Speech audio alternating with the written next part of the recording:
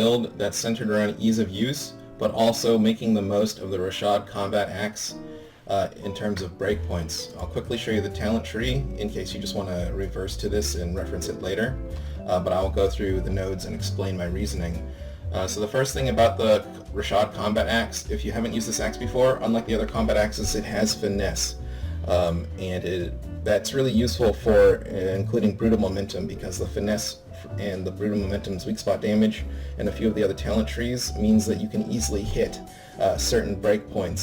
Now in the past, that would mean trying your best to roll this, and then simply having flak and unarmored means you could kill those bruisers in the blind attacks, and then head taker as well, depending on your build. But the veteran now has talents that make it so you can not take those perks and not take head taker and still manage to hit those breakpoints, which is just incredible to me. So on the axe, I take weak spot damage because that will affect every mob you hit, because the combat axes are extremely good at hitting weak points, and carapace. I also have thrust instead of head taker, and that thrust allows you to two-shot crushers, which is really fun, especially since the first overhead heavy you put into a crusher will stagger it. Now after that, for a few seconds, it won't get staggered, which is why it's useful to have a two-hit breakpoint here, and sometimes with a crit you'll even one-hit a crusher with a level 3 thrust. But you hit them with the first overhead attack, they get staggered. You can easily hit them with the second one, that crusher's dead. Okay, looking at the gun, I'll explain this. Hit and run plus inspiring barrage. The braced autogun does enough damage, so with its blessings you can take advantage of inspiring barrage to replenish your toughness, and hit and run to be immune to range attacks. For the perks, I took elite damage and unyielding enemies. You can melee a boss with the axe, especially if you're good at that. I am not the best at that, so I take unyielding damage to just shoot at bosses when I'm not feeling like meleeing them. This also helps you kill those Ogren enemies as well, aside from crushers, so very useful there. For the Curios, 2 toughness and a stamina. Sometimes, especially if you're not the best player, I would recommend 3 toughness Curios, because it's just insane. And obviously combat regeneration, more toughness, and I go with gunner resistance as well. It's all part of the standing out in the open and shooting at gunners and not worrying about needing to dodge. Dodging and sliding is great. Are you really killing stuff while you're doing that? That depends on your player skill, and mine honestly isn't very high. Okay, let's go into the talents. I have one motion and out for blood. Out for blood, so normal melee attack or normal melee kills will give you 5% toughness. With Out for Blood, a melee kill will get you 10% toughness. That's really amazing when you consider the brutal momentum. Combat axe killing up to 4 of those enemies at once with one swing. This also helps your ranged toughness economy, because when you're shooting things, you're killing them, you're getting 5% toughness, so that's really good. Movement speed, I don't know, it's not that important, but that's what it is, like on the tree. If you prefer to take Closer to Drill and Confirm Kill, I think those are both viable as well, especially if you find that you're killing most of the elites and specials. Just obviously Confirm Kill, bread and butter of most melee builds for that reason. Okay, going into Shredder Frag, and also taking this 10% melee that helps you hit those in critical, not critical, but I'm saying it's critical to the build, hitting those breakpoints. Crack grenades are good, but shredder grenades, the thing with shredder grenades is that they add stacks of bleed, and if you throw 2 down, that's 12 stacks, which will kill most things up to maybe ragers. If you don't throw down 3, it'll kill ragers, and it'll make maulers nearly dead. So that's the thought here. Everyone likes that Ogren grenade. I love that Ogren grenade, but throwing down 3 shredder frags does more damage. So Grenade Tinker increases the radius of the bleed, and spreading the bleed and stacking those bleeds is the most important aspect of why I take the Shredder Frag Grenade, I think. Fire Team, yeah, so it's not survivalist, but to hit those breakpoints you need it, and that's just the way it is. Going into the obvious picks here for a veteran, don't need to explain this, but if you're brand new, this alt gives you an overshield, and it knocks things back, and it's just the best ult in the game, so there's that. I take this is actually an important to the build as well. This 30% weak spot damage, that is essentially similar to what finesse does. The more weak spot damage you have, the more finesse damage you're doing, which is hitting those breakpoints. Same thing for Desperado here, more finesse damage. It's all stacking up on that Rashad Axe to hit those crazy breakpoints. Obviously you want more ammo. This, back to the theme of the build, is stacking damage. This is stacking damage onto the rest of your damage you're stacking to get you those crazy breakpoints. Keep their heads down. It's part of the shooting at gunners to suppress them. If someone knows how to prove whether this is working or not, I'd love to see it. I definitely see gunners get suppressed when I shoot at them. If you don't find use out of it, another option is Born Leader.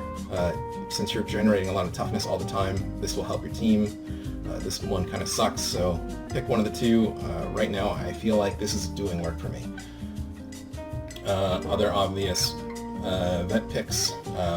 If you don't know, these two combine to give you lots of grenades, so that's definitely a good take. Iron Will, this obvious pick for many vets. When you have lots of toughness, you take less damage. Okay, going in to bring it down, this helps you hit breakpoints and helps you fight bosses.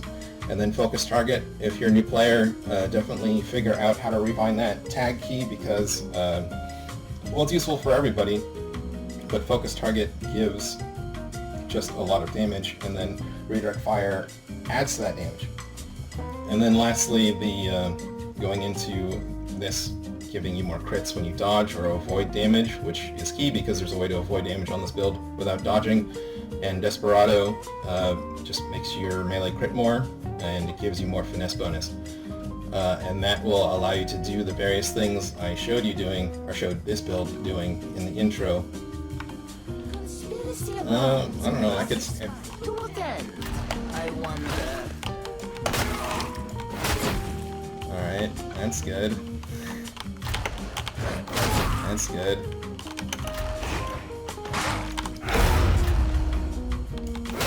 Everyone likes that.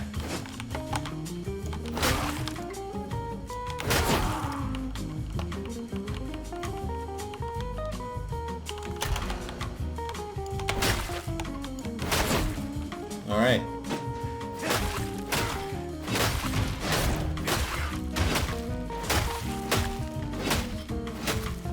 Great stuff. Great stuff.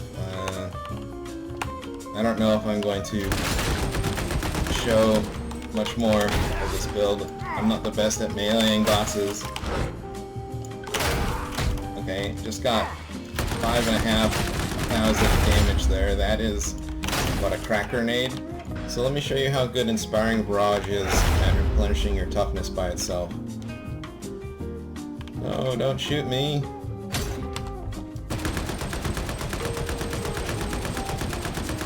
So, you know, if you're going to be shooting stuff and missing and still replenishing all your toughness, that's pretty dang good.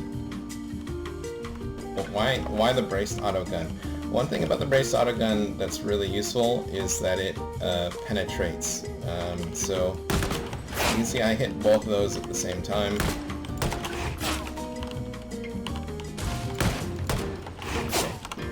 So you'll hit 2 enemies at once, which is really useful for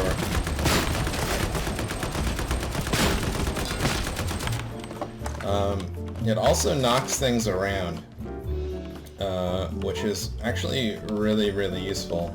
If I can just quickly find what I want to spawn. Okay. Does anyone pick up on how useful that is? No trap. It's certainly not the best at killing snipers, but it's still possible. We got 40 meters. Okay. Alright, just to show everybody that there's no sneaky cheating going on here. Here's a crusher. And then turn off invisibility.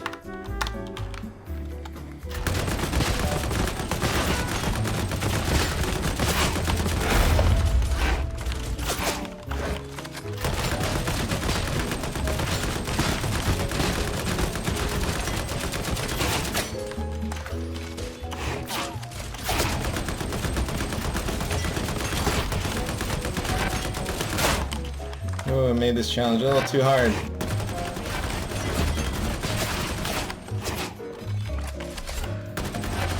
Brahms family has never much cared for swordmanship. Lady Amora is no different.